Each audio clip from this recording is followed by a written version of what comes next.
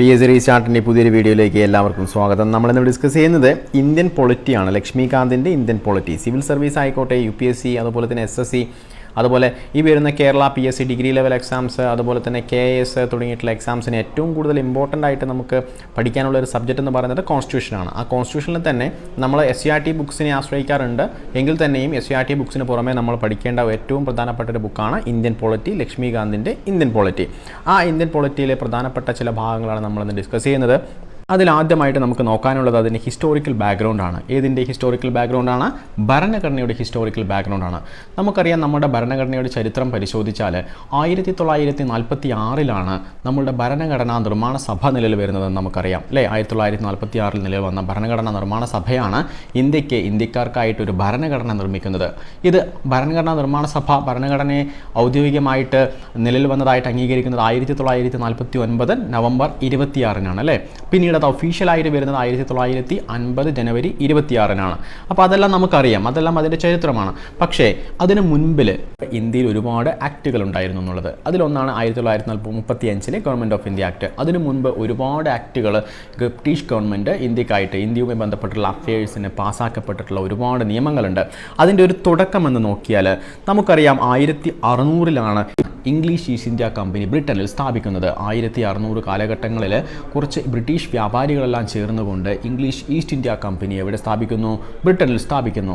ഈ east India company പിന്നീട് ഇന്ത്യയിലേക്ക് വരികയും ഇന്ത്യയുമായി ബന്ധപ്പെട്ടുള്ള വ്യാപാരങ്ങൾക്കാണ് അവർ ആദ്യമായിട്ട് ഇന്ത്യയിലേക്ക് വരുന്നതെങ്കിൽ തന്നെയും പിന്നീട് അവരുടെ പൊളിറ്റിക്കൽ ആ സമയത്ത് നമ്മുടെ ഇന്ത്യയിൽ നിലനിന്നിരുന്നൊരു രാഷ്ട്രീയ അസ്ഥിരത മുതലെടുത്തുകൊണ്ട് അവരെന്ത് ചെയ്യുന്നുണ്ട്? ഇന്ത്യയിലെ പൊളിറ്റിക്കൽ അഫയേഴ്സിൽ കൂടി ഇടപെട്ടുകൊണ്ട് പല പ്രദേശങ്ങളും അവരുടെ അധീനതയിലാക്കുന്നുണ്ട്. അത്തരം പ്രദേശങ്ങളിൽ നിന്നുകൊണ്ട് അവർ ഇന്ത്യയെ ഭരിക്കുന്നു. അത്തരം പ്രദേശങ്ങളിൽ ഏറ്റവും പ്രധാനപ്പെട്ടതെന്ന് പറയുന്നത് ബംഗാളാണ്, അല്ലേ? നമ്മുടെ ബംഗാൾ അന്ന് ലോകത്തെ GDPയുടെ സിംഹഭാഗവും കൈയാളുന്നത് ഇന്ത്യയായിരുന്നു. ഇന്ത്യയിൽ തന്നെ ഏറ്റവും സാമ്പത്തികമായിട്ട് വളരെയധികം സാമ്പത്തികമായിട്ട് ഉയർന്നു നിൽക്കുന്ന ഒരു പ്രദേശമാണ് ബംഗാൾ എന്ന് പറയുന്നത്. അപ്പോൾ ആ ബംഗാൾ ഭരിച്ചുകൊണ്ടിരുന്നത് ഇംഗ്ലീഷ് ഈസ്റ്റ് ഇന്ത്യ കമ്പനി ആയിരുന്നു.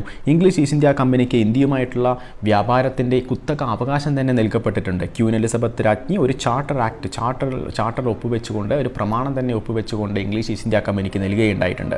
അപ്പോൾ ആ ഒരു പ്രമാണത്തിൻ്റെ ബലത്തിൽ അവർ English East India company officials നേരിട്ട് ഇന്ത്യയെ തന്നെ ഭരിക്കുന്ന ഒരു പൊളിറ്റിക്കലും അതുപോലെ തന്നെ വ്യാപാരത്തിൻ്റെ കുത്തകയെല്ലാം ഏറ്റെടുത്ത് അവർ ഒരുപാട് സമ്പത്ത് സൃഷ്ടിക്കുന്നു, ഒരുപാട് സമ്പത്ത് ഉണ്ടാക്കുന്നുണ്ട്. അത്തരം സമ്പത്തെല്ലാം ഒരുപാട് കുമിഞ്ഞു കൂടുമ്പോൾ ബ്രിട്ടീഷ് ഗവൺമെൻറ്റിന് തന്നെ ഒരു ആശങ്കയുണ്ടായിട്ടുണ്ട്. ബ്രിട്ടീഷ് ഗവൺമെൻറ് വളരെ സംശയത്തോടു കൂടി വീക്ഷിക്കുന്നു. ഇവർ സ്വകാര്യ സ്വത്തുക്കളെല്ലാം ഈ ഗവർണറായിട്ട് ഇന്ത്യയിലേക്ക് വരുന്ന ഈ റോബർട്ട് ക്ലൈവ് പോലുള്ള ഒരുപാട് അഴിമതി നിറഞ്ഞിട്ടുള്ള ഒഫീഷ്യൽസ് ഇന്ത്യയിലേക്ക് വരുന്നുണ്ട്. അവരെല്ലാം ഒരുപാട് സ്വകാര്യ സ്വത്തുക്കളെല്ലാം സമ്പാദിച്ചുകൊണ്ട് ബ്രിട്ടനിലേക്ക് പോകുന്നുണ്ട്. ഇതെല്ലാം കണ്ട് ഗവൺമെൻറ്റിന് ഈ പറയുന്ന കമ്പനിയുടെ മേലെ ഒരു അധികാരം, ഒരു നിയന്ത്രണം കൊണ്ടുവരണമെന്ന് തോന്നുകയാണ്. ആ ഒരു തോന്നലിൻ്റെ പുറത്താണ് അവർ റെഗുലേറ്റിംഗ് ആക്ട് എന്ന പേരിൽ ഒരു ആക്ട് ഈ കമ്പനിയുടെ മേലിൽ കൊണ്ടുവരുന്നത്. അതിനെയാണ് ഈ റെഗുലേറ്റിംഗ് ആക്ട് 1773 റെഗുലേറ്റിംഗ് ആക്ട് എന്ന് പറയുന്നത്. ഇവിടെ നിന്നാണ് നമ്മളുടെ ഒരു നിയമത്തിൻ്റെ തുടക്കം എന്ന് പറയുന്നത്. ഈസ്റ്റ് ഇന്ത്യ കമ്പനിയെ നിയന്ത്രിക്കാനായിട്ട് കൊണ്ടുവന്ന ആക്ട് ആണെങ്കിൽ കൂടിയും നമ്മളുടെ ഇന്ത്യയുടെ ഭരണവുമായി ബന്ധപ്പെട്ടിരിക്കുന്നത് കൊണ്ട് തന്നെ ആ ഒരു നിയമത്തിന് പ്രാധാന്യമുണ്ട്. ഓക്കെ, ഇനി ഈ റെഗുലേറ്റിംഗ് ആക്ടിൻ്റെ പ്രാധാന്യം ഒന്ന് നോക്കാം. ഈ റെഗുലേറ്റിംഗ് ആക്ടിന് പ്രധാനപ്പെട്ട 3 പ്രാധാന്യമാണുള്ളത്. അതിലൊന്ന് എന്ന് പറയുന്നത്, it was the first step taken by the British government to control and regulate the affairs of the East India Company. East India കമ്പനിയുടെ ഇന്ത്യയിലെ അഫയേഴ്സിനെ, ഇന്ത്യയുടെ ആ പ്രവർത്തനത്തെ റെഗുലേറ്റ് ചെയ്യുന്ന ആദ്യത്തെ സ്റ്റെപ്പായിരുന്നു ഈ റെഗുലേറ്റിംഗ് ആക്ട് എന്ന് പറയുന്നത്, അല്ലേ? അത് നമുക്കറിയാം. It recognised four the first time the political and administrative functions of the കമ്പനിയുടെ പൊളിറ്റിക്കലും അതുപോലെ അഡ്മിനിസ്ട്രേറ്റീവുമായിട്ടുള്ള ഫംഗ്ഷൻസിനെ ഇത് റെക്കഗ്നൈസ് ചെയ്തു. ഈ ആക്ട് കൊണ്ട് അവരെ റെക്കഗ്നൈസ് ചെയ്തു, ഒരു അംഗീകാരം കൊടുക്കുന്നുണ്ട്. It laid the foundation of central administration India. അതും പ്രധാനമാണ്. It laid the foundation of central administration India. ഒരു കേന്ദ്രീകരണ ഭരണ സംവിധാനം ഇന്ത്യയിലേക്ക് കൊണ്ടുവരുന്നതിൻ്റെ ആദ്യത്തെ ഒരു ഫൗണ്ടേഷനാണ്, ആദ്യത്തെ ഒരു അടിത്തറയിടുന്നത് ഈ ഒരു നിയമമാണ്, അല്ലേ? റെഗുലേറ്റിംഗ് ആക്ട് ഓഫ് 1773 എന്നാണ് ഓർത്തിരിക്കുക. ഇതാണ് പ്രധാനപ്പെട്ട 3 പ്രാധാന്യം, ഈ റെഗുലേറ്റിംഗ് ആക്ടുമായി ബന്ധപ്പെട്ടുള്ള പ്രധാനപ്പെട്ട 3 പ്രാധാന്യം. ഇനി ഈ ആക്ടിൽ പ്രധാനമായും എന്തൊക്കെയാണ് പറഞ്ഞിരിക്കുന്നതെന്ന് പരിശോധിച്ചാൽ അതിൽ ആദ്യമായിട്ട് നമുക്ക് കാണാൻ പറ്റുക, it designated the governor of Bengal as the Governor General of Bengal. It designated the Governor of Bengal as the Governor General of Bengal. അതിനു മുൻപ് വരേക്കും ഗവർണർ ഓഫ് ബംഗാൾ എന്നറിയപ്പെട്ടിരുന്ന ആ ഒരു പോസ്റ്റിൻ്റെ പേര് പിന്നീട് ഗവർണർ ജനറൽ ഓഫ് ബംഗാൾ എന്ന പേരായിട്ട് മാറി. എന്തുകൊണ്ടാണ് ഗവർണർ ജനറൽ ഓഫ് ബംഗാൾ എന്ന പേര് വരാൻ കാരണമെന്ന് പരിശോധിച്ചാൽ അതിൽ പ്രധാനമായിട്ട് നമുക്ക് കാണാൻ കഴിയും. ഈ പറയുന്ന ഇന്ത്യയുടെ നമ്മൾ പറഞ്ഞു ബംഗാൾ മാത്രമല്ല ബ്രിട്ടീഷ് ഈസ്റ്റ് ഇന്ത്യ കമ്പനിക്ക് ഇന്ത്യയിലുണ്ടായിരുന്നത്, അതുപോലെ തന്നെ മദ്രാസും ബോംബെയും അവരുടെ അധീനതയിലായിരുന്നു അല്ലേ. മദ്രാസ് പ്രസിഡൻസീസ്, ഈ പ്രസിഡൻസീസ് എന്നാണ് പറയുന്നത്, ഈ മദ്രാസ് പ്രസിഡൻസി അതുപോലെ തന്നെ ബോംബെ പ്രസിഡൻസി തുടങ്ങിയിട്ടുള്ള ഭാഗങ്ങളും ഈസ്റ്റ് ഇന്ത്യ കമ്പനിയുടെ അണ്ടറിലായിരുന്നു. അപ്പോൾ ഈസ്റ്റ് ഇന്ത്യ കമ്പനി അവിടെയും ഗവർണർമാരെയാണ് അപ്പോയിൻ്റ് ചെയ്തിരുന്നത്, അവിടുത്തെ ഹെഡായിട്ട് ഗവർണർമാരെയാണ് അപ്പോയിൻ്റ് ചെയ്തിരിക്കുന്നത്. അപ്പോൾ 3 ഗവർണേഴ്സ് ഉണ്ട്, ഇപ്പം മദ്രാസിലുമുണ്ട്, അതുപോലെ തന്നെ ബോംബെയിലുണ്ട്, അതുപോലെ ബംഗാളിലുണ്ട്. ഈ ആക്ടോട് കൂടിയിട്ട് മദ്രാസിലെയും ബോംബെയിലെയും ഗവർണർമാർ ബംഗാൾ ഗവർണറിൻ്റെ സബോർഡിനേറ്റ് ആയിട്ട് വരുന്നു. ഓക്കെ, ബംഗാൾ ഗവർണറിൻ്റെ സബോർഡിനേറ്റ് ആയിട്ടാണ് ആര് വരുന്നത്? മദ്രാസിലെയും അതുപോലെ തന്നെ ബോംബെയിലെയും ഗവർണേഴ്സ് വരുന്നത്. ആ ഗവർണേഴ്സിൻ്റെ മുകളിലായിട്ടുള്ളൊരു പോസ്റ്റ് ആയതുകൊണ്ട് തന്നെ ഇതിന് ഗവർണർ ജനറൽ എന്ന പോസ്റ്റാണ് ഏത് പോസ്റ്റിന് വരുന്നത്? Bengal governor general of Bengal എന്ന പോസ്റ്റ് വരുന്നത്. ഓക്കെ, അത് കൃത്യമായിട്ട് ഓർത്തിരിക്കുക. അപ്പോൾ എന്തുകൊണ്ടാണ് ബംഗാളിലുള്ള ഗവർണർക്ക് ഗവർണർ ജനറൽ ഓഫ് ബംഗാൾ എന്ന പേര് വരാൻ കാരണം എന്ന് മനസ്സിലായല്ലോ. ഇനി അതിൽ തന്നെയുള്ള രണ്ടാമത്തെ പോയിന്റ് എന്ന് പറയുന്നത് created an executive council of 4 member assist him. ആരെ അസിസ്റ്റ് ചെയ്യാനായിട്ട് ഒരു എക്സിക്യൂട്ടീവ് കൗൺസിൽ രൂപീകരിച്ചു? ഗവർണർ ജനറൽ ഓഫ് ബംഗാളിനെ അസിസ്റ്റ് ചെയ്യാനായിട്ട് ഒരു എക്സിക്യൂട്ടീവ് കൗൺസിൽ 4 മെമ്പേഴ്സ് ഉള്ള ഒരു എക്സിക്യൂട്ടീവ് കൗൺസിലിനെ രൂപീകരിക്കുന്നുണ്ട് ഈ ആക്ടിലൂടെ. Okay, the first such governor general was Lord Warren Hasting. Lord Warren Hasting ആണ് ബംഗാളിലെ ആദ്യത്തെ ഗവർണർ ജനറൽ. എന്നാൽ ഗവർണർ ആരാണെന്ന് പറയാമോ? റോബർട്ട് ക്ലൈവ് ആണ് അല്ലേ. ഗവർണറാണ് റോബർട്ട് ക്ലൈവ്, എന്നാൽ ഗവർണർ ജനറൽ ആണ് ഏറ്റവും ആദ്യത്തെ ഗവർണർ ജനറൽ ഓഫ് ബംഗാൾ എന്ന് പറയുന്നത് വാറൻ ഹേസ്റ്റിംഗ് ആണ്. ഓക്കെ, അടുത്തതായിട്ട് നമ്മൾ നേരത്തെ പറഞ്ഞ പോയിന്റ് തന്നെയാണ്. It made the governors of Bombay and Madras presidency subordinate to the governor general of Bengal. നമ്മൾ പറഞ്ഞു അല്ലേ. അതുപോലെ തന്നെ മൂന്നാമത്തെ പോയിന്റ് ഏറ്റവും പ്രധാനപ്പെട്ട മറ്റൊരു പോയിന്റാണ്. It provided for the establishment of supreme court at Calcutta. കൽക്കട്ടയിൽ 1774 ഒരു സുപ്രീം കോർട്ട് നിലവിൽ വരുന്നതിന് കാരണമാകുന്ന ഒരു ആക്റ്റാണ് റെഗുലേറ്റിംഗ് ആക്ട് ഓഫ് 1773 എന്ന് ഓർത്തിരിക്കുക അല്ലേ. കൽക്കട്ടയിൽ ഒരു സുപ്രീം കോർട്ട് സ്ഥാപിക്കുന്നു. ഓക്കെ, അതിൽ പ്രധാനമായിട്ടും 1 ചീഫ് ജസ്റ്റിസ് ഉണ്ട്, ഒരു ചീഫ് ജസ്റ്റിസ് ഉണ്ടായിരിക്കും, അതുപോലെ തന്നെ 3 അതർ ജഡ്ജസ് ഉണ്ട്. Okay, it prohibited the servants of the company from engaging any private trade or accepting presents or bribes from the natives. നമ്മൾ നേരത്തെ പറഞ്ഞു ഈ പറയുന്ന ആക്ട് വരുന്നതിന് മുൻപ് വളരെ കുത്തഴിഞ്ഞ രീതിയിലുള്ളൊരു ഭരണ സംവിധാനമായിരുന്നു ഈസ്റ്റ് ഇന്ത്യ കമ്പനിയുടേത്.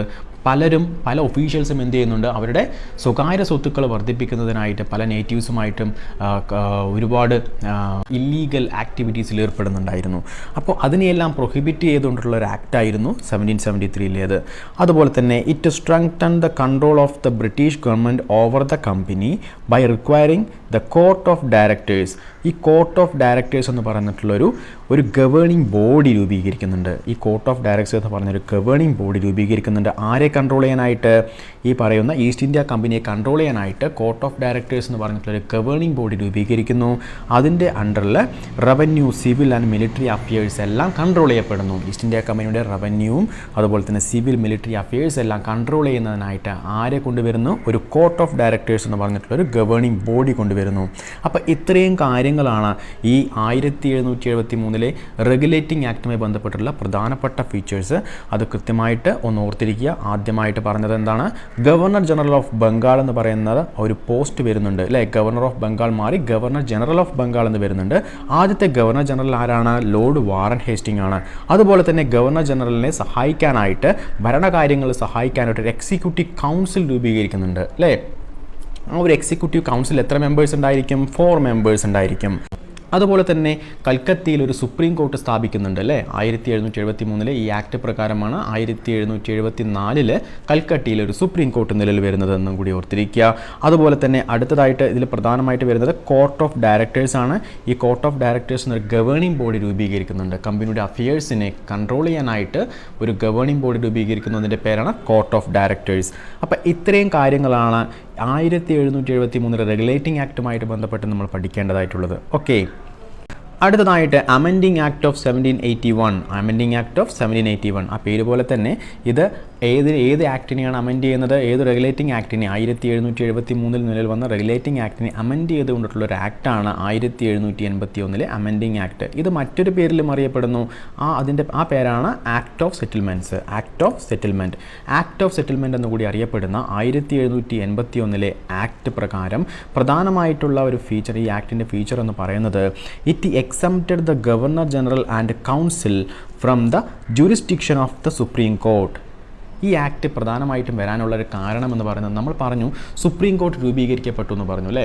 ഈ ഗവർണർ ജനറലിൻ്റെ ഫംഗ്ഷനും സുപ്രീം കോർട്ടിൻ്റെ ഫംഗ്ഷനും പ്രത്യേകം ആയതുകൊണ്ട് തന്നെ, അത് വീണ്ടും വേർതിരിച്ചിട്ടുള്ളത് കൊണ്ട്, ഇൻഡിപെൻഡൻറ്റ് ബോഡി ആയതുകൊണ്ട് തന്നെ പലപ്പോഴും ക്ലാഷസ് സംഭവിക്കുന്നുണ്ട്. സുപ്രീം കോർട്ട് ജഡ്ജിനാണോ കൂടുതൽ പവർ, സുപ്രീം കോർട്ട് ചീഫ് ജസ്റ്റിസിനാണോ കൂടുതൽ പവർ, അതുപോലെ തന്നെ ഗവർണർ ജനറലിനാണോ പവർ എന്ന രീതിയിലുള്ളൊരു ക്ലാഷസ്, ഒരു അധികാര വടംവലി അവിടെ രൂപപ്പെടുകയാണ്. അതിനെ ക്ലാരിഫൈ ചെയ്തുകൊണ്ടുള്ള ഒരു ആക്ടാണ്, അതിനെല്ലാം അമെൻഡ് ചെയ്തുകൊണ്ട് ക്ലാരിഫൈ ചെയ്തുകൊണ്ടുള്ള ഒരു ആക്ടാണിത്. ഓക്കെ, ഇതിൽ പ്രത്യേകം പറയുന്നുണ്ട് ഗവർണർ ജനറലും അതിൻ്റെ കൗൺസിലിൻ്റെയും തീരുമാനങ്ങൾ എല്ലാം ജുറിസ്ഡിക്ഷന് പുറത്താണെന്ന് പറയുന്നുണ്ട്. അതിനൊരിക്കലും സുപ്രീം കോർട്ടിന് എന്ത് ചെയ്യാൻ പറ്റുന്നില്ല, ചലഞ്ച് ചെയ്യാൻ പറ്റില്ല. ഓക്കെ, അത് കൃത്യമായിട്ട് ഈ ആക്ടിലൂടെ അത് വെളിപ്പെടുത്തി. അടുത്തതായിട്ട്, it excluded the revenue matters and the matters arising in the collection of revenue from the jurisdiction of the supreme Court. Supreme കോർട്ടിൻ്റെ ജുറിസ്ഡിക്ഷനിൽ നിന്നും ഒഴിവാക്കി? റവന്യൂ മാറ്റേഴ്സും അതുപോലെ തന്നെ കളക്ഷൻ ഓഫ് റവന്യൂസിനെ എല്ലാം ഒഴിവാക്കി. അടുത്തതായിട്ട്, it provided that the supreme Court was to have jurisdiction over all the inhabitants of Calcutta and also required the court to administer the personal law of the independence. Hindus were to be tried according to the Hindu law and the Muslims were to be tried according to the Muhammadans law. അല്ലേ, കൽക്കത്തയിലുള്ള എല്ലാവരും ഈ supreme കോർട്ടിൻ്റെ jurisdiction പരിധിയിലാണ്. എങ്കിൽ തന്നെയും ഹിന്ദുസിന് അവരുടേതായിട്ടുള്ള Hindu law പ്രകാരവും മുസ്ലിംസിന് അവരുടേതായിട്ടുള്ള Mohammedan law പ്രകാരവുമാണ് trial എല്ലാം നടത്തുന്നത്. ഓക്കെ, അതുപോലെ തന്നെ അടുത്തതായിട്ട്, it lay down the appeals from the provisional courts could be taken to the governor general council and not to the supreme court. Okay, ആ പ്രൊവിൻഷ്യൽ കോടതികളിൽ നിന്ന് വരുന്ന അപ്പീൽ നേരിട്ട് പരിഗണിക്കേണ്ടത് സുപ്രീം കോടതിയിലല്ല, ഗവർണർ ജനറലിൻ്റെ കൗൺസിലാണെന്നാണ് ഇതിൽ പറയുന്നത്. ഓക്കെ, ആ നിയമത്തിൽ സുപ്രീം കോർട്ടിൻ്റെ അധികാരങ്ങൾ തീർത്തും വെട്ടിക്കുറച്ചുകൊണ്ട് പറയുന്ന സബോർഡിനേറ്റ് ആയിട്ടുള്ള കോർട്സിൽ നിന്നിട്ടുള്ള അപ്പീലുകൾ സ്വീകരിക്കുന്നത് ആരാണ്? ഗവർണർ ജനറലിൻ്റെ കൗൺസിലായിരിക്കും, അല്ലാതെ സുപ്രീം കോർട്ട് അല്ല എന്ന് കൂടി ഈ പറയുന്ന നിയമത്തിൽ പറയുന്നു. Okay, it empowered the governor general council to frame regulations for the provincial courts and councils. ഈ പ്രൊവിൻഷ്യൽ കോർട്ടും അതുപോലെ തന്നെ കൗൺസിൽസിൻ്റെയും എല്ലാം നിയമങ്ങളിൽ റെഗുലേഷൻസ് കൊണ്ടുവരാനായിട്ട് ആർക്ക് അധികാരമുണ്ട്? ഗവർണർ ജനറലിൻ്റെ കൗൺസിലിന് അധികാരമുണ്ടെന്ന് കൂടി പറയുന്നുണ്ട്. ഓക്കെ, അടുത്തതായിട്ട് ഏറ്റവും പ്രധാനപ്പെട്ട മറ്റൊരു ആക്ടാണ് Pitt's India act of 1784. Pitt's India act of 1784. ഈ ആക്ടിന് ആ പേര് വരാൻ കാരണം, പിറ്റ്സ് ഇന്ത്യ ആക്ട് എന്ന പേര് എന്തുകൊണ്ടാണ് വന്നത്? പിറ്റ്സ് എന്ന് പറയുന്നിട്ടുള്ള വില്യം പിറ്റ് എന്ന് പറഞ്ഞിട്ടുള്ള ബ്രിട്ടീഷ് പ്രധാനമന്ത്രിയാണ് 1784 ബ്രിട്ടീഷ് പാർലമെൻറ്റിൽ ഈ നിയമം അവതരിപ്പിക്കുന്നത്. അദ്ദേഹത്തിൻ്റെ പേരിലാണ് എന്തറിയപ്പെടുന്നത്? ഈ ആക്ട് അറിയപ്പെടുന്നത്. അതുകൊണ്ടാണിത് പിറ്റ്സ് ഇന്ത്യ ആക്ട് എന്ന പേരിൽ അറിയപ്പെടുന്നത്.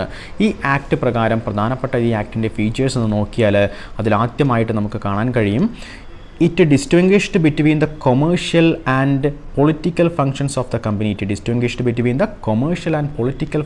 the company.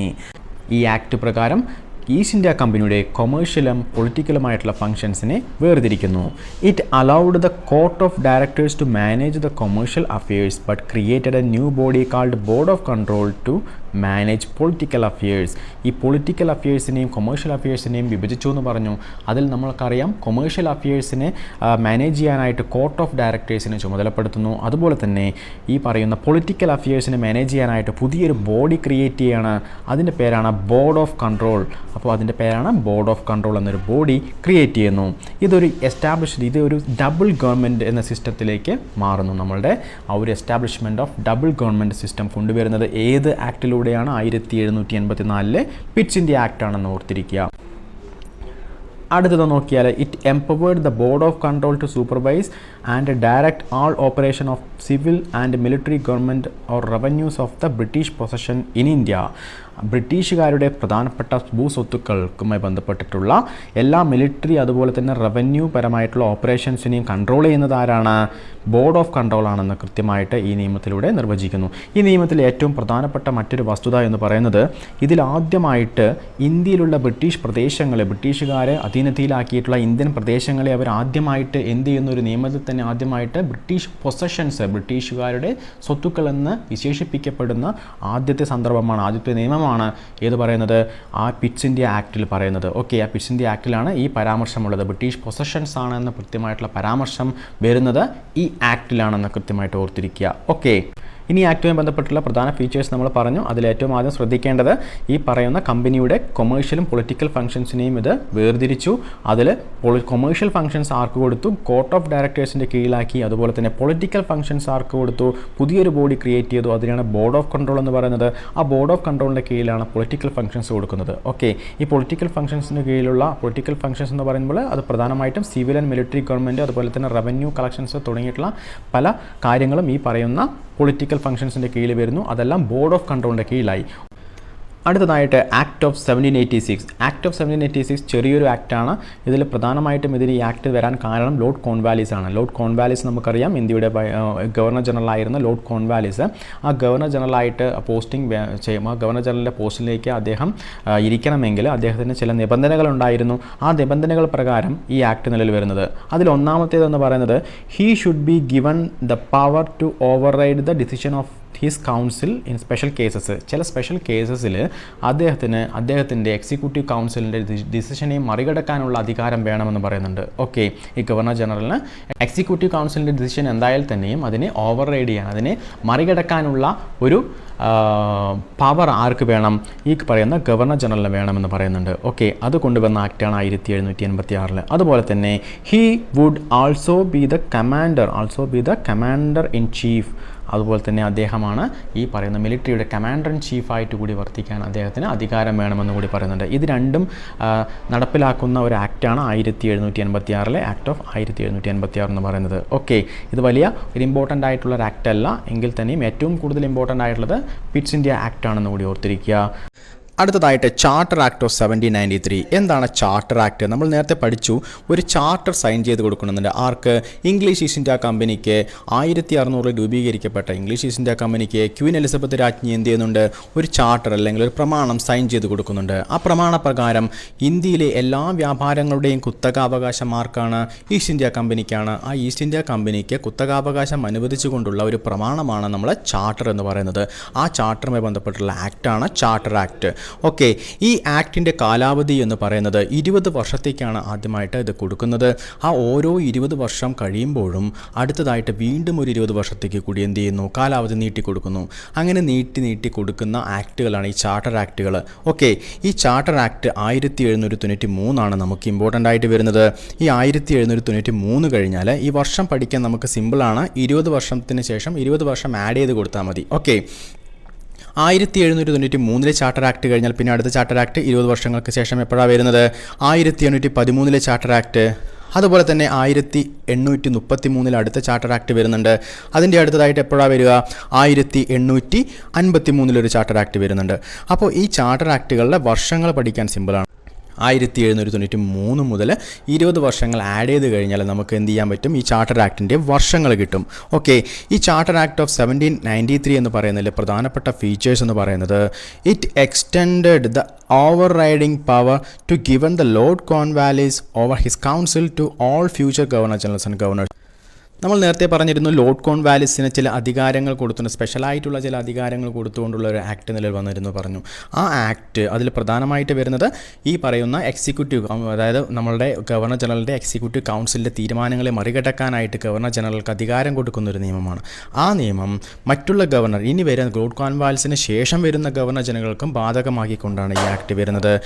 അടുത്തതായിട്ട് it gave the governor general more powers and control over the government of subordinate presidencies of Bombay and Madras. നമ്മൾ പറഞ്ഞു ബംഗാളിലെ ഗവർണർ ജനറലിൻ്റെ സബോർഡിനേറ്റ് ആയിട്ട് വരുന്ന ഗവർണേഴ്സാണ് ബോംബെയിലും മദ്രാസിലും ഉള്ളത്. അപ്പോൾ അവരുടെ മേലിൽ, ആ പ്രസിഡൻസീസിന് മേലെ കൂടുതൽ അധികാരങ്ങൾ ഗവർണർ ജനറലിന് കൈവരികയാണ്. ഓക്കെ, ഈ നിയമത്തിലൂടെ it extend the trade monopoly of the company in India another period of 20 years. അടുത്ത 20 വർഷത്തേക്ക് കൂടി, ഞാൻ നേരത്തെ പറഞ്ഞു ഓരോ ചാർട്ടർ ആക്ടിലും കമ്പനികളിലും 20 വർഷം കൂടുതൽ കാലാവധി നീട്ടിക്കൊടുക്കാറുണ്ട്. അതുതന്നെയാണ് ഇവിടെയും സംഭവിച്ചത്. It extend the trade monopoly of the company in India for another period of 20 years. Okay, അടുത്തതായിട്ട് it provided that commander in chief was not to be a member of the governor general council. Governor general കൗൺസിലിൻ്റെ അംഗമായിരിക്കില്ല commander in chief എന്ന് കൂടി പറയുന്നുണ്ട്. നേരത്തെ Cornwallis സ്വയം commander in chief ആയിരുന്നു. പക്ഷേ പിന്നീട് അങ്ങോട്ടേക്കുള്ള ഗവർണർ ജനറലേഴ്സിന് ആർക്കും ആ കൗൺസിലിലെ അംഗങ്ങൾക്കും എന്താവാൻ കഴിയില്ല, കമാൻഡർ ഇൻ ചീഫ് ആവാൻ കഴിയില്ല എന്ന് കൂടി പറയുന്നുണ്ട്. Okay, it laid down the members of the board of control and their staff were henceforth to be paid out of the Indian revenues. എന്താ പറയുന്നത്, ഈ പറയുന്ന ബോർഡ് ഓഫ് കൺട്രോൾസിലെ സ്റ്റാഫ്സിന് അവരുടെ ആ ഒരു സാലറി കൊടുക്കുന്നത്, അവർക്കുള്ള സാലറി കൊടുക്കുന്നത് എവിടെ നിന്നായിരിക്കണം? ഇന്ത്യൻ റവന്യൂസിലായിരിക്കണം. ഇന്ത്യയുടെ നികുതി പണത്തിൽ നിന്ന് വേണം എന്ത് ചെയ്യാൻ അവർക്കുള്ള സാലറീസ് കൊടുക്കാനല്ലാതെ ബ്രിട്ടൻ്റെ നികുതി പണത്തിൽ നിന്നും ഒരിക്കലും അവർക്കുള്ള ചെലവുകൾ കൊടുക്കരുതെന്ന് പറയുന്നുണ്ട്. ഓക്കെ, ഇത്രയും കാര്യങ്ങളാണ് ഈ ആക്ടുമായി ബന്ധപ്പെട്ടുള്ള പ്രധാനമായിട്ടും വരുന്നത്. ഓക്കെ, അടുത്ത ചാർട്ടർ ആക്ട് എന്ന് പറയുന്നത് 1813 ചാർട്ടർ ആക്റ്റാണ്. ചാർട്ടർ ആക്ട് 1813 ചാർട്ടർ ആക്റ്റാണ്. അതിലെ പ്രധാനപ്പെട്ട ഫീച്ചേഴ്സ് എന്ന് നോക്കിയാൽ it abolished the trade monopoly of the company in India. That is the Indian trade was thrown open to all British merchants.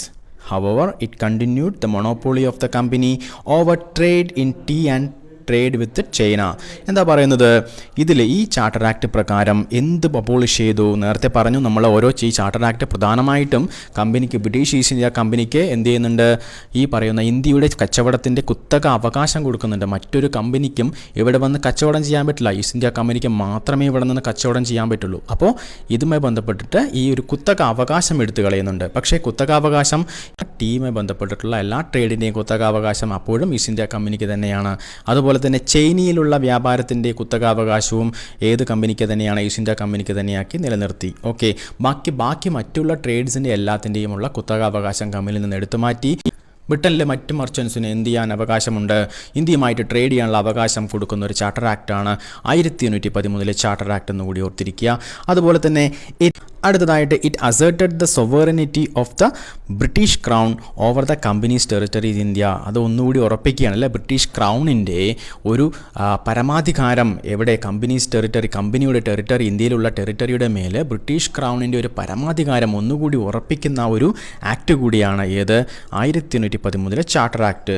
അതുപോലെ തന്നെ it allowed the Christian missionaries to come to India for the purpose of enlightening the people. ഏറ്റവും important ആയിട്ടുള്ളൊരു പോയിൻ്റാണ്. ഏത് charter ആക്റ്റാണ് allow ചെയ്തത്? Christian missionaries അല്ലേ, Christian missionaries, അതായത് ഈ പറയുന്ന മതം പ്രചരിപ്പിക്കുന്ന ഒരു ക്രിസ്ത്യൻ മിഷണറീസിനെയെല്ലാം അലൗ ചെയ്യുന്ന ഒരു ചാർട്ടർ ആക്റ്റാണ് 1813 ചാർട്ടർ ആക്ട്. ഈ ചാർട്ടർ ആക്ട് പ്രകാരം ക്രിസ്ത്യൻ മിഷണറീസിന് ഇന്ത്യയിൽ വന്ന് പ്രവർത്തിക്കാനുള്ള അനുമതി നൽകുന്നു. Okay, it provided for the spread of western education among the inhabitants of British territories in India. അടുത്തതായിട്ട് വെസ്റ്റേൺ എഡ്യൂക്കേഷൻ എന്ന് പറഞ്ഞാൽ ഇംഗ്ലീഷ് പോലുള്ള ഭാഷകളുള്ള എഡ്യൂക്കേഷൻസ് ഇന്ത്യയിൽ വ്യാപകമാക്കാൻ ഇത് കാരണമായി. ഈ ചാർട്ടർ ആക്ട് 1813 ചാർട്ടർ ആക്ട് കാരണമായി. ഓക്കെ, ഈ പറയുന്ന വെസ്റ്റേൺ എഡ്യൂക്കേഷൻ ഇന്ത്യയിൽ ഇൻട്രൊഡ്യൂസ് ചെയ്യുന്ന ചാർട്ടർ ആക്ട് ഏതാണ്? 1813 ചാർട്ടർ ആക്ട് ആണെന്ന് കൃത്യമായി ഓർത്തിരിക്കുക. ഓക്കെ,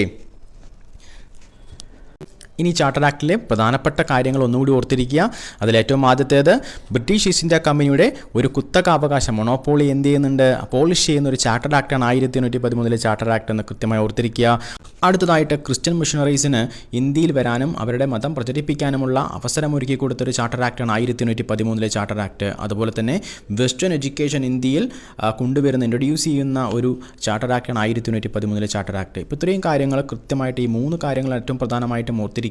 ഓക്കെ, അടുത്തതായിട്ട് charter act of 1833 1833 charter act. ഈ ചാർട്ടർ ആക്ടിൻ്റെ പ്രധാനപ്പെട്ട പ്രത്യേകത എന്ന് പറയുന്നത് this act was the final step towards centralisation in British India. British ഇന്ത്യയിലെ സെൻട്രലൈസേഷൻ പ്രോസസ്സ് സ്റ്റാർട്ട് ചെയ്യുന്നത് എപ്പോഴാണ് നമ്മൾ പഠിച്ചു?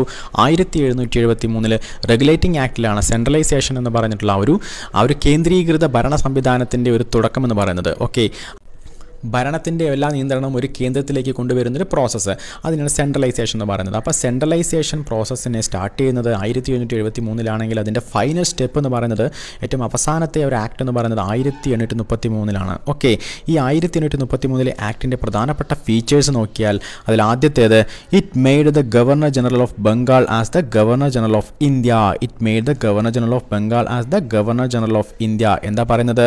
നമ്മൾ 1773 റെഗുലേറ്റിംഗ് ആക്ട് പഠിച്ചപ്പോൾ പറഞ്ഞു ഗവർണർ ഓഫ് ബംഗാൾ ഏത് പേരിലേക്ക് മാറി? ഗവർണർ ജനറൽ ഓഫ് ബംഗാൾ എന്ന പേരിലേക്ക് മാറി. എന്നാൽ ആ പേര് പിന്നീട് ഗവർണർ ജനറൽ ഓഫ് ഇന്ത്യ എന്ന പേരിലേക്ക് മാറുന്നത് എപ്പോഴാണ്? 1833 ചാർട്ടർ ആക്ടിലാണെന്ന് കൃത്യമായി ഓർത്തിരിക്കുക അല്ലേ. ഗവർണർ ജനറൽ ഓഫ് ബംഗാൾ എന്ന പേര് മാറി ഗവർണർ ജനറൽ ഓഫ് ഇന്ത്യ എന്നറിയപ്പെടാൻ തുടങ്ങി.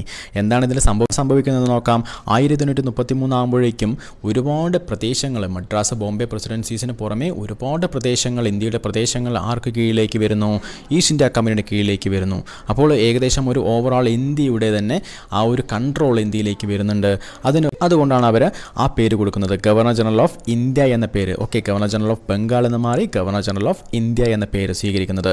ഓക്കെ, നമുക്കതിൽ കൃത്യമായിട്ട് ഈ പറയുന്ന ഒരു പരിണാമം നമ്മൾ ശ്രദ്ധിക്കണം. നമ്മളുടെ ആ ഒരു ഇംഗ്ലീഷ് ഈസ്റ്റ് ഇന്ത്യ കമ്പനി ഇന്ത്യയെ അവരുടെ വരുതിയിലാക്കുന്നത് പടിപ്പടിയായിട്ട് വർഷങ്ങൾ കൊണ്ടാണ് അവർ നമ്മളുടെ ഇന്ത്യയെ വരുതിയിലാക്കുന്നത്. ഓക്കെ, ഇന്ത്യ പൂർണ്ണമായിട്ടും അവർ വിഴുങ്ങിക്കളയുന്നത് നമുക്ക് കൃത്യമായിട്ട് അറിയാൻ പറ്റും. ഓക്കെ, അതിൻ്റെ കൂടെ തന്നെ പറയുന്നുണ്ട് and vested him in all civil and military powers എന്ന് പറയുന്നുണ്ട് അല്ലേ. സിവിൽ ആൻഡ് മിലിറ്ററി പവേഴ്സ് എല്ലാം ആരുടെ അണ്ടറിലാണ്? ഗവർണർ ജനറൽ ഓഫ് ഇന്ത്യയുടെ അണ്ടറിലേക്ക് കൊണ്ടുവരുന്നുണ്ട്. ഓക്കെ, അടുത്തായിട്ട് thus the act created for the first time government of India having authority over the entire territorial area possessed by the British in India. ഇപ്പോൾ എന്താ പറയുന്നത്? ഈ പറയുന്ന ഗവർണർ ജനറലിൻ്റെ കീഴിലുള്ള ആ ഒരു ഗവൺമെൻറ് ഓഫ് ഇന്ത്യക്കാണ് ഏതിൻ്റെ അതോറിറ്റി? ബ്രിട്ടീഷുകാർ ഇന്ത്യയിൽ അധീനതപ്പെടുത്തിയിട്ടുള്ള എല്ലാ പ്രദേശങ്ങളുടെയും അതോറിറ്റി ആർക്കാണ്? ഗവർണർ ജനറലിൻ്റെ കീഴിലുള്ള ഗവൺമെൻറ് ഓഫ് ഇന്ത്യക്കാണെന്ന് കൃത്യമായിട്ട് പറയുന്നു. ഓക്കെ, അതിനടുത്തായിട്ട് Lord William Bentinck was the first governor general of India. Lord William ബെൻഡിക്കാണ് first governor general of India എന്ന് പറയുന്നത്. ഓക്കെ, ഇന്ത്യയുടെ ആദ്യത്തെ ഗവർണർ ജനറൽ എന്ന് ചോദിച്ചാൽ ഗവർണർ ജനറൽ ഓഫ് ഇന്ത്യ എന്ന് പറഞ്ഞാൽ അത് വില്യം ബെൻഡിക്കാണ്. എന്നാൽ ഗവർണർ ജനറൽ ഓഫ് ബംഗാൾ എന്ന് പറഞ്ഞാൽ ആരാണെന്ന് പറഞ്ഞ് നമ്മൾ പഠിച്ചിട്ടുണ്ട്, വാറൻ ഹേസ്റ്റിംഗ് ആണ് പറഞ്ഞു. എന്നാൽ ഗവർണർ ഓഫ് ബംഗാൾ എന്ന് പറഞ്ഞാൽ റോബർട്ട് ക്ലൈവ് ആണ്. ഓക്കെ, അപ്പോൾ governor of Bengal Robert Clive, അതുപോലെ തന്നെ ഗവർണർ ജനറൽ ഓഫ് ബംഗാൾ എന്ന് പറയുന്നത് വാറൻ ഹേസ്റ്റിംഗ് ആണ്. അടുത്തത് ഗവർണർ ജനറൽ ഓഫ് ഇന്ത്യ എന്ന ഒരു പേര് ആദ്യമായിട്ട് ലഭിക്കുന്നത് ആർക്കാണ്? ഗവർണർ ജനറൽ ഓഫ് ഇന്ത്യ എന്ന ടൈറ്റിലിന് കീഴിൽ നിൽക്കുന്നത് ആരാണ്? വില്യം ബെൻഡിക്കാണ്. അപ്പോൾ ഇത്തരം കാര്യങ്ങൾ ഒന്ന് ഓർത്തിരിക്കുക. അടുത്തതായിട്ട് രണ്ടാമത്തെ പോയിന്റ് പറയുന്നത് എന്താണ്? It deprived the governor of Bombay and Madras of the legislative powers അല്ലേ. എന്താ പറയുന്നത്? ഈ പറയുന്ന ബോംബെയും മദ്രാസിൻ്റെയും ഗവർണേഴ്സിൻ്റെ ലെജിസ്ലേറ്റീവ് പവർ എന്ത് ചെയ്യുന്നു? എടുത്തു കളയുന്നു. അതുപോലെ തന്നെ ആ ലെജിസ്ലേറ്റീവ് പവറെല്ലാം ആർക്ക് കൊടുക്കുന്നു? Governor general of India has given exclusive legislative power for the entire British India. British ഇന്ത്യയിലെ എല്ലാ സ്ഥലങ്ങളുടെയും, ബോംബെ എല്ലാ പ്രസിഡൻസീസും എല്ലാ പ്രൊവിൻസിൻ്റെയും ലെജിസ്ലേറ്റീവ് പവർ ആർക്ക് കൊടുക്കുന്നു? ഗവർണർ ജനറൽ ഓഫ് ഇന്ത്യക്ക് കൊടുക്കുന്നു. ഓക്കെ, നേരത്തെ ആ പറയുന്ന ലെജിസ്ലേറ്റീവ് പവർ ആർക്കുണ്ടായിരുന്നു? ആ പറയുന്ന പ്രദേശത്തിലെ പ്രസിഡൻസീസിന് തനിച്ച് തന്നെ ലെജിസ്ലേറ്റീവ് പവർ ഉണ്ടായിരുന്നെങ്കിൽ, പക്ഷേ ഈ പറയുന്ന ആക്ടോട് കൂടിയിട്ട് എല്ലാ ലെജിസ്ലേറ്റീവ് പവറും ആരിൽ നിക്ഷിപ്തമായിരിക്കുന്നു?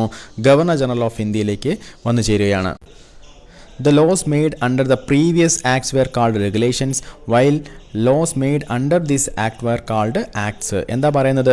ഇതിനു മുമ്പുള്ള ആക്റ്റുകൾക്ക് കീഴിൽ ഒരു നിയമം നിർമ്മിക്കുകയാണെങ്കിൽ, ആക്റ്റുകളെ ഉദ്ധരിച്ചുകൊണ്ടൊരു നിയമം നിർമ്മിക്കുകയാണെങ്കിൽ ആ നിയമത്തിനെ നമ്മൾ റെഗുലേഷൻസ് എന്നാണ് മുമ്പ് അറിയപ്പെടുന്നതെങ്കിൽ, ഈ പറയുന്ന 1833 ചാർട്ടർ ആക്ടിന് ശേഷം ആ ചാർട്ടർ ആക്ടിനെ അധികരിച്ചുകൊണ്ട് നിർമ്മിക്കുന്ന എല്ലാ നിയമങ്ങൾക്കും ആക്ട് എന്നാണ് പേര് കൊടുക്കുന്നത്. ഓക്കെ, ആക്ട് എന്നാണ് അറിയപ്പെടാൻ തുടങ്ങി. അടുത്തായിട്ട് it ended the activities of east India company as A commercial body which became purely administrative body. Okay, ഇതിനു മുമ്പ് ഈസ്റ്റ് ഇന്ത്യ കമ്പനി ഒരു കൊമേഴ്ഷ്യൽ ബോഡി എന്ന് പറയുന്ന പ്രവർത്തനത്തിൽ നിന്ന് മാറി അത് തികച്ചും ഒരു അഡ്മിനിസ്ട്രേറ്റീവ് ബോഡി എന്ന രീതിയിലേക്ക് മാറ്റി. ഓക്കെ, ഈസ്റ്റ് ഇന്ത്യ കമ്പനിയുടെ അധികാരങ്ങൾ വെട്ടിക്കുറച്ചുകൊണ്ട് അതൊരു അഡ്മിനിസ്ട്രേറ്റീവ് ബോഡി മാത്രമാക്കി മാറ്റി. ഈ ചാർട്ടർ ആക്റ്റുമായി ബന്ധപ്പെട്ട അടുത്ത പ്രധാനപ്പെട്ട ഒരു പോയിന്റ് എന്ന് പറയുന്നത് charter act of 1833 attempted to introduce a system of open competition for selection of civil servants. Civil സർവൻസിൻ്റെ, അതായത് കമ്പനിയുടെ ടോപ്പ് ഒഫീഷ്യൽസ് ആണ് സിവിൽ സർവൻസ്. ആ സിവിൽ സർവീസിലേക്ക് ഓപ്പൺ കോമ്പറ്റീഷൻ സംഘടിപ്പിക്കാൻ, ഓപ്പൺ കോമ്പറ്റീഷന് അനുമതി കൊടുക്കുന്ന, ഓപ്പൺ കോമ്പറ്റീഷൻ വേണമെന്ന് പറയുന്ന ഒരു ആക്റ്റായിരുന്നു 1833 ആക്ട്. അതുപോലെ തന്നെ ഇന്ത്യൻസ്, അതായത് നേറ്റീവ്സ് ആയിട്ടുള്ള ഇന്ത്യൻസിനെ ഈ പറയുന്ന ഓപ്പൺ കോമ്പറ്റീഷനിൽ നിന്ന് മാറ്റി നിർത്തരുത്, അവർക്ക് കൂടി അവസരം കൊടുക്കണമെന്ന് കൂടി പറയുന്ന ഒരു ആക്റ്റായിരുന്നു ഇത്. എന്നാൽ ഈ ആക്ട് പ്രാവർത്തികമാക്കാൻ കഴിഞ്ഞില്ല. എന്തുകൊണ്ടെന്നാൽ കോർട്ട് ഓഫ് ഡയറക്ടേഴ്സിൻ്റെ ശക്തമായിട്ടുള്ളൊരു എതിർപ്പ് ഉള്ളതുകൊണ്ട് തന്നെ ഈ ആക്ട് പ്രാവർത്തികമാക്കാൻ കഴിഞ്ഞില്ല. ഓക്കെ, ഇനി ചാർട്ടർ ആക്ടുമായി ബന്ധപ്പെട്ടുള്ള പ്രധാനപ്പെട്ട ഫീച്ചേഴ്സ് ഒന്നുകൂടി നോക്കിയാൽ അതിൽ ആദ്യമായിട്ട് വരുന്നത് ഗവർണർ ജനറൽ ഓഫ് ബംഗാൾ എന്ന പേര് മാറിയിട്ട് ഗവർണർ ജനറൽ ഓഫ് ഇന്ത്യ എന്നാകുന്നു അല്ലേ. 1833 ചാർട്ടർ ആക്ടിൽ പ്രകാരമാണ് ഗവർണർ ജനറൽ ഓഫ് ബംഗാൾ എന്ന പേര് മാറിയിട്ട് ഗവർണർ ജനറൽ ഓഫ് ഇന്ത്യ എന്ന പേര് വരുന്നത്. അപ്പോൾ ഇന്ത്യയിലെ ആദ്യത്തെ ഗവർണർ ജനറൽ ഓഫ് ഇന്ത്യ ആരാണ്?